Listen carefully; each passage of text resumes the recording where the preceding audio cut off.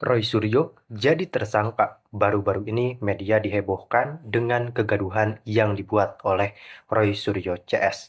Seberapa berat kira-kira vonis yang akan diterima oleh orang yang mengklaim dirinya pakar telematika tersebut dan seberapa berat vonis yang akan diterima oleh krocok-krocoknya yang lain yang sama-sama menuding Pak Jokowi menggunakan atau memalsukan dokumen, dalam hal ini ijazah palsu.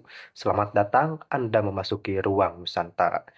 Mereka pikir bisa menjatuhkan presiden ketujuh kita dengan cara fitnah murahan, hina yang sehina-hinanya. Tapi sekarang permainan kotor tersebut mulai berbalik, menghantam mereka sendiri. Roy Suryo CS yang dengan sangat-sangat gagah menuding Pak Jokowi memalsukan dokumen atau dalam hal ini ijazah, kini terancam masuk penjara. Bukan cuma hoax, ini sudah masuk dalam kejahatan politik. Ya, tepat sekali. Kejahatan politik yang benar-benar bersifat tuduhan namun menghancurkan reputasi Pak Presiden ketujuh kita, yakni Pak Joko Widodo. Banyak pasal yang akan dilimpahkan kepada kroco-kroco Roy Suryo ini. Kini para pengamat mulai berkata bahwa Roy Suryo akan kemakan oleh omongannya sendiri. Di antaranya pasal 14, pasal 15 Undang-Undang Nomor 1 Tahun 1946, pasal 20 ayat 3 Undang-Undang ITE, ancamannya tidak main-main sampai 10 tahun lebih. Jelas ini merupakan sebuah ultimatum yang sangat-sangat tinggi dan benar-benar tidak ada toleransi lagi bagi Roy Suryo CS. Karena kita semua tahu bahwa Pak Jokowi sudah menutup pintu damai, menutup mediasi apapun yang bertujuan untuk damai dengan kubu Roy Suryo CS.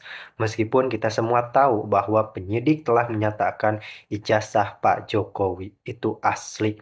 Dan meskipun tetap dipitnah, tetap dihujat, tetap diserang, Pak Presiden ketujuh kita tetap tenang karena kebenaran tidak akan dikalahkan oleh nyanyian sumbang para pembenci. Lebih dari cukup sebenarnya, UGM sudah berbicara bukti yang sangat-sangat otentik dan menyatakan bahwa ijazah Pak Jokowi benar-benar asli. Tetapi kenapa masih ada pihak yang terus menyebar dusta?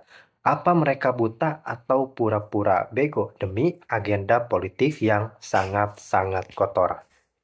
Dan memang kalau kita berbicara terkait drama atau polemik tudingan ijazah palsu Pak Jokowi, ini benar-benar isu yang lama yang kemudian dinaikkan kembali setelah Pak Jokowi purna tugas. Namun kali ini Pak Jokowi mengambil sikap yang berbeda dari sebelumnya. Setelah sebelumnya Pak Jokowi memilih untuk diam, namun kali ini tim Pak Jokowi mulai menggandeng tim kuasa hukum untuk menggugat balik para penggugat tersebut karena Bareskrim sudah menyatakan ijazah tersebut asli. Kemudian rekan-rekan kuliah Pak Jokowi sudah speak up dan bersedia memberikan bantuan hukum kepada Presiden ketujuh Republik Indonesia tersebut karena memang ini benar-benar ijazah yang dikeluarkan oleh UGM. Tentunya kita patut nantikan bagaimana kelanjutan tudingan dari ijazah palsu tersebut.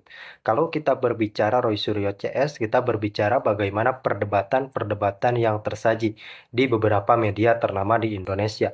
Roy Suryo banyak diundang sebagai narasumber dan tentu saja dia benar-benar menyuarakan keyakinan dan imajinasinya bahwa Pak Jokowi memakai ijazah palsu. Dan rekan-rekannya sekalian, kaum-kaum pemfitnah itu memang memiliki keyakinan yang sama dan inilah yang berbahaya. Karena memang banyak pihak yang mengatakan, untuk apa susah-susah, tinggal tunjukkan saja ijazahnya tersebut, maka semua akan selesai. Iya, kalau selesai, tapi bayangkan ketika Pak Jokowi sudah menyerahkan ke pihak Bareskrim saja, masih banyak pihak yang ngeyel. Ini adalah ranahnya sudah kepolisian, maka dari itu sudah berbadan hukum. Bagaimana jika Pak Jokowi secara sepihak misalnya menggelar konferensi pers pribadi yang menyatakan keaslian ijazahnya? Tentu saja makin banyak orang yang ngeyel dan menunjukkan ijazah ke publik bukan sesuatu hal bukan solusi terbaik dalam kasus ini. Karena kita semua tahu bahwa betapa ngeyelnya mereka, meskipun sudah dijelaskan oleh pihak kepolisian. Dan kini gugatan balik itu mulai digaungkan kepada Roy Suryo CS, dan sekedar informasi rekan-rekan, Roy Suryo ini sebelumnya memang pernah berstatus sebagai tersangka. Jadi di awal kita sudah nyatakan bahwa Roy Suryo ini memang pernah menyandang status tersangka dari kepolisian dengan kasus yang sebenarnya masih ada kaitannya dengan Pak Presiden kita yang ketujuh, yakni Pak Jokowi. Pada saat itu Roy Suryo membuat meme stupa yang memang ini menghina salah satu agama tertentu di Indonesia dan dilaporkan serta menimbulkan banyak kontroversial. Dan memang banyak drama pula pada saat itu yang terjadi, seperti Roy Suryo lemas mendadak, kemudian keluar dari penyelidikan memakai kursi roda, dan lain-lain. Nah, sekarang terbukti lagi bagaimana drama-drama yang tersaji. Mereka mengatakan bahwa mereka sedang dikriminalisasi dan pembungkaman kebenaran oleh pihak Jokowi. Padahal Pak Jokowi sudah berlaku se-fair mungkin, Pak Jokowi menunjukkan ijazah, namun mereka tetap tidak bersedia untuk mengakui kesalahan dan kegagalpahaman logika berpikir mereka. Nah, pada saat ini memang banyak pihak, banyak pengamat yang mengatakan bahwa Roy Suryo benar-benar sudah tidak bisa kemana-mana lagi. Mereka benar-benar sudah terjebak pada isu yang mereka buat sendiri. Nah, pertanyaannya, apakah ada dalangnya di balik ini semua? Mengingat kalau kita berbicara secara akal sehat, sebenarnya tindakan ini tidak perlu terjadi karena UGM sudah mengkonfirmasi bahwa asli. Seharusnya tidak ada perdebatan lagi karena pihak kampus yang berkaitan sudah angkat bicara dan sudah memberikan bukti yang sangat-sangat otentik.